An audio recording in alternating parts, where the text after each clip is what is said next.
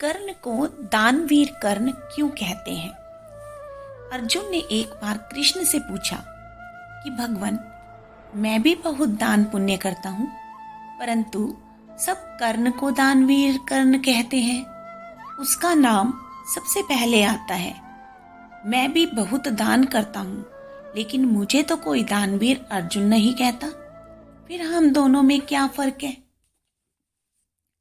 अब भगवान कृष्ण को अर्जुन की इस बात का जवाब तो देना था, इसलिए उन्होंने अपनी माया से सोने के 2 पहाड़ बनाए और अर्जुन को कहा, पार्थ, ये सोना इस गांव के लोगों में बांट दो। अर्जुन ने कहा, ठीक है केशव। अर्जुन ने गांव के लोगों को इकट्ठा किया और कहा कि सब लोग लाइन में खड़े हो जाएं। सभी लाइन में खड़े हो गए और अर्जुन ने सोने का पहाड़ तोड़ तोड़ कर गांव वालों को देना शुरू किया। वो सोना बांटता जा रहा है। एक दिन बीता, दूसरा दिन बीता, तीसरा दिन बीता, लेकिन सोना तो कम होने का नाम ही नहीं ले रहा था। अर्जुन बहुत थक गया। अर्जुन बोला, ये तो बहुत मुश्किल काम है। सोने का पहाड़ तो कम होने का नाम ही नहीं ले रहा। अर्जुन बोला, कब ये काम खत्म होगा? अब तो अर्जुन वापस भगवान कृष्ण के पास आए। बोले, भगवान, ये तो बहुत मुश्किल काम है। मुझे तो अब आराम चाहिए। मैं तो बहुत थक गया हूं। मुझसे अब ये काम नहीं होगा। भगवान कृष्ण बोले, तुम आराम करो पार्थ, अब तुम रहने दो। अब तुम्हें सोना नहीं बांटना। अब तुम सिर्फ जो यहां होगा उसके साक्षी बनना। अब भगवान कृष्ण ने कर्ण को बुलाया। बोले, कर्ण, ये 2 सोने के पहाड़ हैं। ये सारा सोना तुम्हें गांव के लोगों में बांटना है। कर्ण गया। उसने गांव वालों से कहा, ये 2 सोने के पहाड़ आपके हैं। अपनी जरूरत के अनुसार तुम इस सोने को आपस में बांट लो। अर्जुन को जब ये बात पता चली तो अर्जुन ने कृष्ण भगवान से पूछा, हे केशव, ऐसा ख्याल मुझे क्यों नहीं आया कि मैं गांव वालों से कहता कि खुद ही बांट लेते सोना।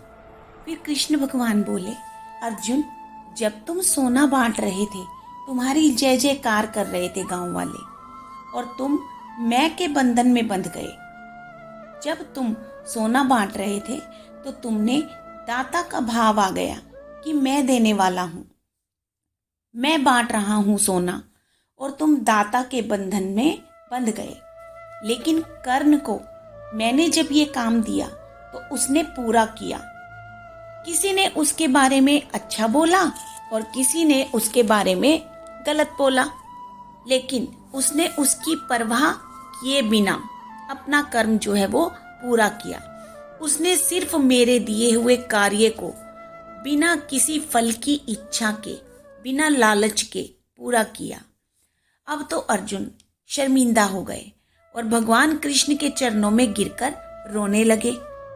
तब भगवान बोले, अब तो पार्थ, तुम समझ गए ना कि कर्ण को दानवीर कर्ण क्यों कहते हैं? अर्जुन बोले, हाँ प्रभु, बिल्कुल समझ गया।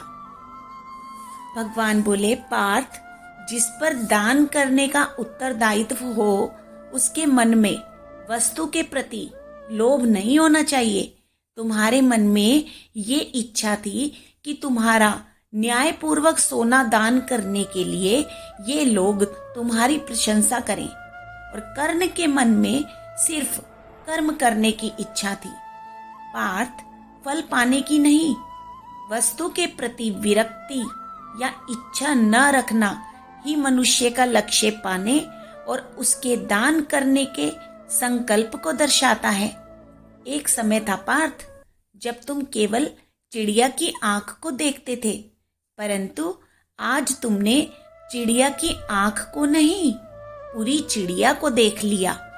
बस यही अंतर है तुम में और कर्ण में। वही अंतर जो एक सामान्य मनुष्य और विशेष मनुष्य में होता है।